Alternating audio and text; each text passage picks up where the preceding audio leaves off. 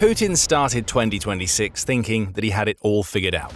He'd had his cronies lying through their teeth about territorial gains to give him some leverage in peace talks. The Donbass was going to fall in a matter of months, they would claim. And supporting that, Russia had taken territory in Ukraine's south, allowing it to create a buffer zone to prevent troops and supplies from reaching the Donbass defenders. Oh, what a difference a year makes. Russia doesn't hold the south, Ukraine does. Over the last 7 months, Ukraine has pulled off an offensive that nobody can believe. And that offensive has achieved something massive: 745 square kilometers of territory retaken. That's according to Ukraine's President Volodymyr Zelenskyy, who says that Ukraine has retaken the staggering 745 square kilometers of territory in 2026, massively damaging Putin's plans for the year in the process. This was supposed to be the year when every promise that Putin made would finally come true. Russian mouthpieces told the world that Ukraine was on its last legs, that the collapse was coming. And there was a collapse coming all right, only it was Russia that got cut off at the knees, leaving its 2026 plans in tatters.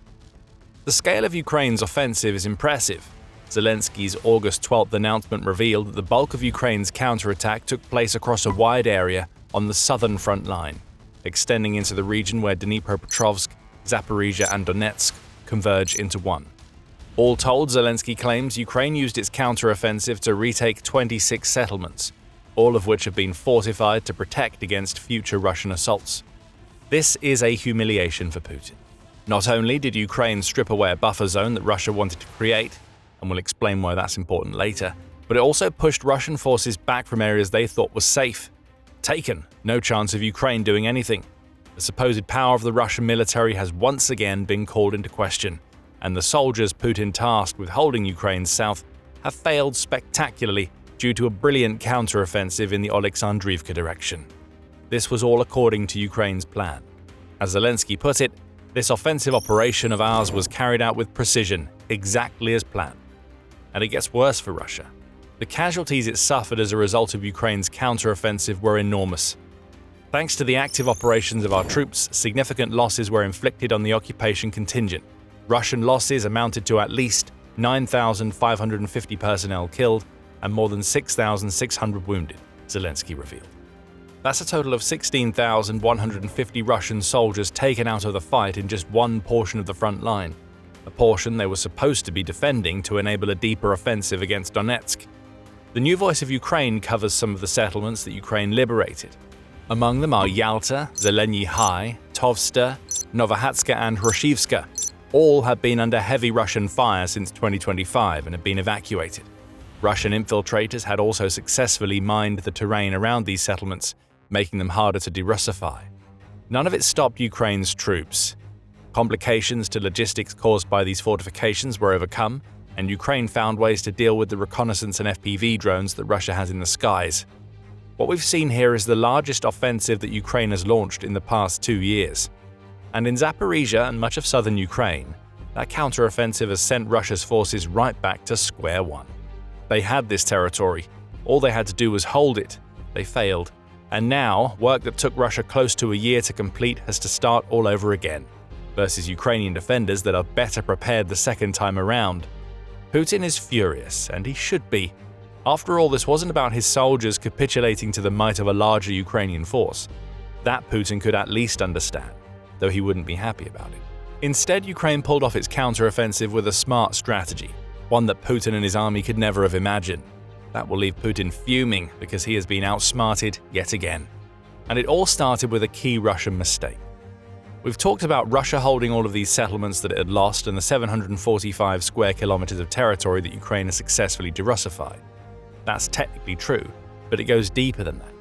Russia didn't hold this territory by virtue of sending a massive force into Ukraine's southern region that could fortify and be used as a springboard for a deeper offensive. Instead, Russia tried to obfuscate, to pretend that it had more control than it really did.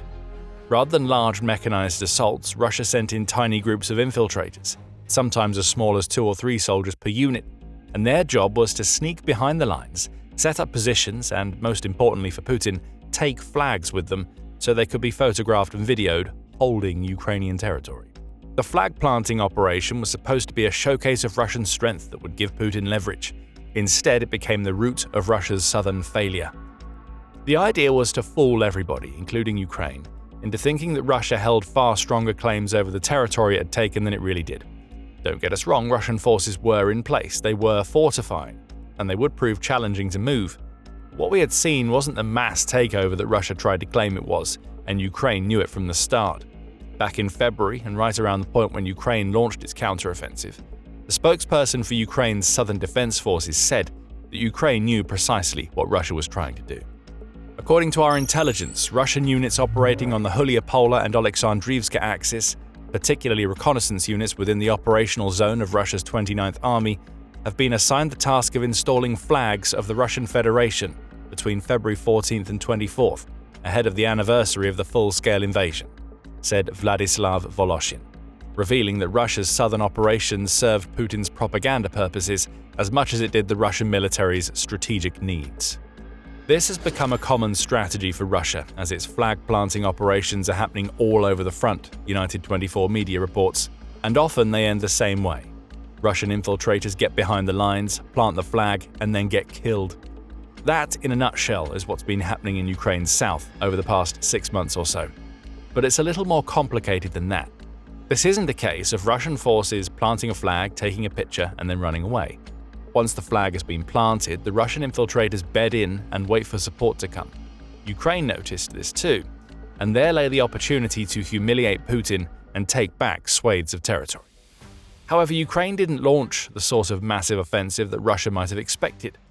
The tale of the liberation of 745 square kilometers is all about small attacks conducted day by day, all of which were designed to slowly erode Russian control while presenting as little risk to Ukraine's ground forces as possible. That's the genius of Ukraine's strategy, and it's the last thing that Russia expected. Rather than trying to take everything at once, the Kyiv Post reports, Ukraine would identify a weakness in the Russian lines, and it would concentrate troops and firepower on that weakness. The Russian occupiers would be taken by surprise, as Ukraine's search and destroy squads used drones to find and attack them, following up with forces on the ground moving in. The Russians would die or get pushed out. Then Ukraine would reset, identify the next weakness, and go again. It's like laying down the pieces of a jigsaw puzzle to create a much bigger whole, and Ukraine executed its strategy flawlessly. We know that not just because Zelenskyy told us so. The maps break it all down, and they show that Russian forces have been on the retreat in Oleksandrivka and elsewhere. But before we dig a little deeper, this is a reminder that you are watching The Military Show. We burrow behind the headlines to give you the full picture. If you're getting insight from our channel, consider subscribing and enabling notifications so you don't miss any of our videos. The brilliance of Ukraine's strategy has a second leg. Russia's flag planting could also have been seen as a way to bait Ukraine into launching the sort of offensive that would have cost it more soldiers and equipment. But Ukraine didn't take the bait. It let Russia get on with its flag games, and instead very quietly went about its business of de-Russifying the territory that Russia claimed to hold. Yes, there were occasional announcements. Toward the end of February, Ukraine reported the liberation of 400 square kilometers, for instance. But these reports always came after the fact. Russia never knew what Ukraine was going to target next or when, which meant that it never had the chance to prepare its infiltrators for what was coming. We see how well Ukraine did from a map released by DeepState. The open-source intelligence provider tracks advances and withdrawals across the entire front. On August 12th, it published a map that proves everything that Zelenskyy claims. You see that light blue patch? That's all territory that Ukraine's forces have liberated from Russian control in 2026. DeepState highlights 19 different settlements within that single blue patch, including several of those we mentioned earlier, such as Yalta and Hrushivska. Others include Verona, Ternova, and Ribna, all villages that Russia claimed to hold but have fallen to Ukraine's strategy of exploiting weaknesses in the Russian lines bit by bit. There's another element to all of this. Russia is burying its head in the sand. Scratch that, Russia is not only ignoring Ukraine's achievement, but it's pretending that the de-Russification never happened at all. Again, we can see that in the maps. Russian military blogger Rybar shares what Russia claims is happening. The red on his map is what Russia claims to hold, and you'll see that Oleksandrivka is highlighted as being almost completely controlled by Russian forces. Now come back to the DeepState map. The blue patch we told you about is what Ukraine controls. Kilometers away from that patch, to the west, lies Oleksandrivka, 23 kilometers away to be exact. Completely untouched, perhaps outside of the occasional infiltration unit that managed to get beyond the front. This is the distortion of reality that Russia creates to make it seem like it's doing better in Ukraine than it really is. One map shows complete control. The other shows a Ukrainian line kilometers away from a settlement that Russia says it holds. There's a battlefield disconnect here. The Russian narrative has collided with reality, and the reality is that Oleksandrivka hasn't been taken. Russia has lost 745 square kilometers of Ukraine in 2026, and the final offensive that was supposed to shut Ukraine down and cause the collapse of the Donbass is on its knees. This disconnect runs all the way to the Kremlin, and we've seen it in action several times this year. Take Putin's publicized and nationally televised meeting that he held with the Chief of the General Staff of the Russian Armed Forces, Valery Gerasimov, on July 3rd, as an example. Gerasimov laid the BS on thick in that meeting. In front of millions of Russian viewers, the general told Putin that Russia had captured 133 Ukrainian settlements since January 1st, amounting to about 3,000 square kilometers of Ukraine occupied, with 636 square kilometers of that territory being captured in June alone. Rapid advances were occurring in Oleksandrivka and Hulia, Gerasimov told Putin, and the claim that Oleksandrivka had fallen came later that day, but it was all lies. As the Kyiv Post points out, the nearest Russian troops, likely infiltrators, were 15 kilometers away from Oleksandrivka at the time, and again, the DeepState map we shared earlier proves it. Russia claims to be advancing in every sector, and it makes these claims even as active Ukrainian offensives are pushing its forces back. In a June 30th piece, RE Russia made this very point, even before Gerasimov's inaccurate claims. Putin's assessments of the battlefield reality in Ukraine were diverging more sharply from reality than ever before, the outlet said. Putin had been reduced to exaggerating Russia's advances, knowingly or otherwise. In Konstantinivka, the outlet points out, Putin claimed that Russia controlled 96% of the settlement. Again, he was wrong. Konstantinivka still stands, and it will take a long time of fighting for Russia to gain anywhere near the level of control that Putin claims. Reality has escaped Russia's leader. He's off with the fairies as he either lies to try to maintain leverage or he allows himself to be purposefully misled by generals who tell him what he wants to hear, because we've lost 745 square kilometers and are nowhere near Oleksandrivka is a surefire way to lose your rank and roll. Ukraine's offensive during 2026 has delivered a sharp dose of reality, even if Putin wants to ignore it. Here's how sharp that dose is. In an August 1st report on Russia's offensive, the Institute for the Study of War, or ISW, compared Russia's territorial gains in the period between February and July of 2026 to what it had achieved the year prior. The numbers show just how badly 2026 has been going for Russia and how effective Ukraine's offensive strategy has become. In February 2025, Russia claimed 354.09 square kilometers of Ukraine. That was down to 122.73 square kilometers in 2026. For March, the numbers were 203.74 to 23.04 square kilometers. The summer has been even worse for Russia.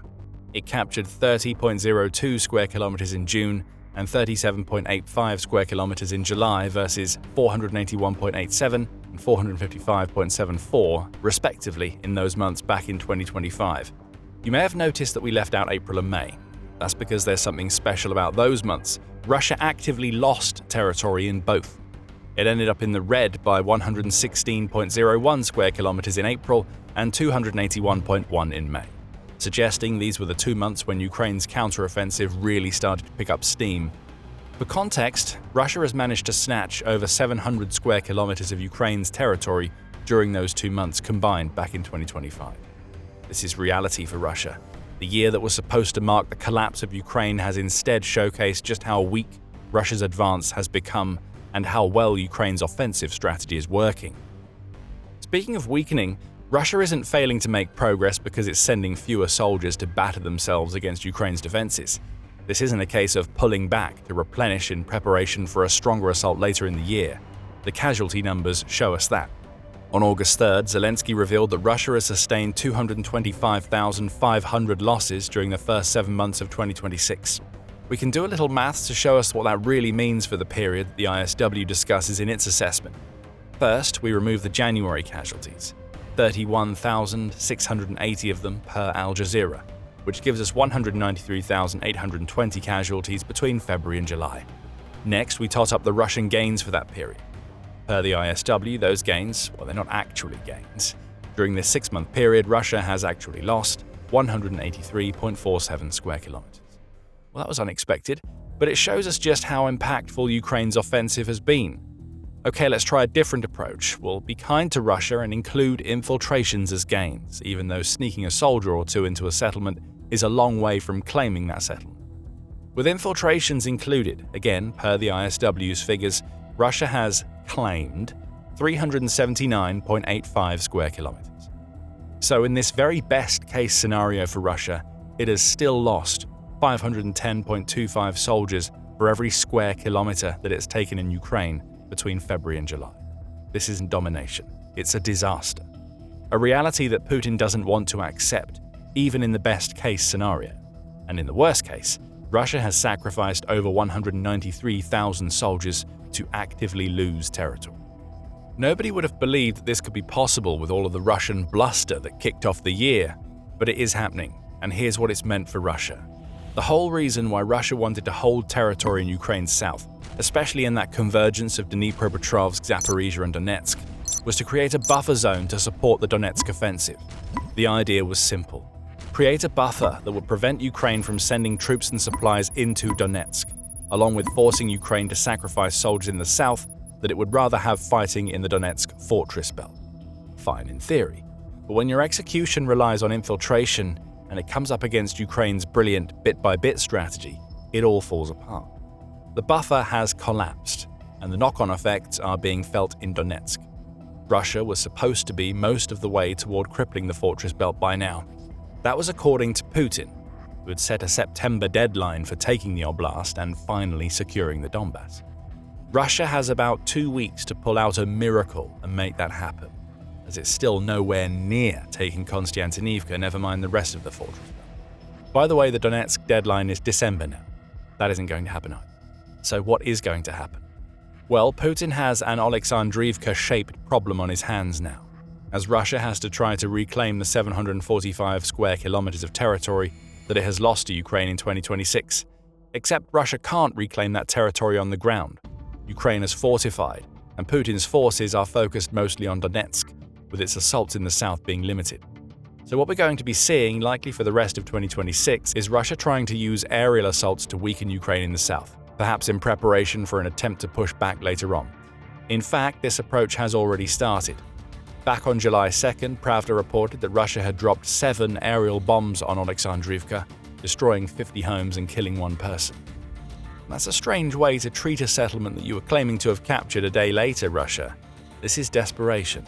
Russia is being forced to rely on its aerial strategy because it's no longer close enough to Oleksandrivka to strike it reliably with artillery or to launch ground-based assaults. And that's all because of Ukraine. Liberating 745 square kilometers of its territory hurt Putin the propagandist, but it outright crippled Putin the failed strategist. Now, all Russia can do is attack from the air, and there may just be a nation that has something to say about it. Poland is on the verge of stepping in. Russia's aerial assaults are starting to impact Poland. In late July, a Russian Kh-101 cruise missile crossed 90 kilometers into Polish territory. Russia claimed an accident.